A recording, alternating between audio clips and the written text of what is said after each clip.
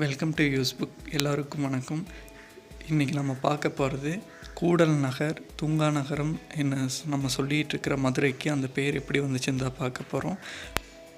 மதுரைக்கு இந்த பேர் வர்றதுக்கு 2 காரணம் சொல்லப்படுது. அது முதலாவதாக சொல்லப்படுவது, இந்த இடத்த ஆட்சி செஞ்ச பாண்டியர்களோட வானியல் சின்னம் நிலவு என்றும், நிலவுக்கு இன்னொரு பேர் இருக்குது மதி. அதுவே காலப்போக்கில் மருவி மதுரையின் ஆனதாகவும் சொல்கிறாங்க. மதுரையோட அடுத்த கதைக்கும் இங்கே இருக்கிற மீனாட்சி அம்மன் டெம்பிளுக்கும் நிறையவே சம்மந்தம் இருக்குது. கிபி 3ஆம் நூற்றாண்டில் இந்த இடத்துல கடம்பை மரங்கள் அதிகமாக இருந்ததால் இங்கே ஒரு சிவலிங்கம் இருந்ததாகவும், அந்த லிங்கத்தை இந்திரன் பூஜை செஞ்சதாகவும் ஒரு தகவல். இந்த தகவலை தெரிஞ்சுக்கிட்ட பாண்டிய மன்னர் குலசேகர பாண்டியன் இந்த பகுதிக்கு இங்கே ஒரு கோயில் எழுப்ப உத்தரவு போட்டதாக சொல்லப்படுது.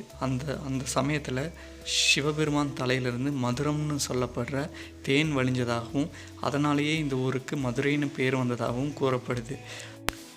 அந்த பாண்டிய மன்னன் எழுப்பிய கோயில் தான் உலக புகழ் பிரசித்தி பெற்ற மதுரை மீனாட்சி அம்மன் கோயில். இந்த வீடியோ பிடித்திருந்தால் சப்ஸ்கிரைப் செய்யவும். நன்றி, வணக்கம்.